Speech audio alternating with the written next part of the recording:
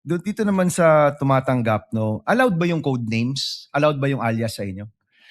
Based on the provision of the joint circular, it is neither allowed nor prohibited po since silent po yung joint circular as to that.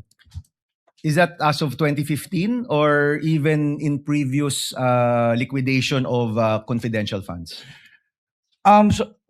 Based on my recollection po, even yung dating circulars po, buhat nung nag-assume po ako sa ICFA, wala naman pong provision as to the use of aliases. So bawal ang paggamit ng alias. The circular is silent po. Okay. Para sa inyo, kung alias, yung paggamit ng alias ay bawal, so hindi importante kung may ibang tao ito, totoong tao ba to, basta yung pangalan na binigay sa inyo, ang expectation nyo, totoong tao yan. Based on that, kasi ang katulad nga po ng sinabi ko, document-based po kami. So wala po kaming way to determine if this is an alias or not.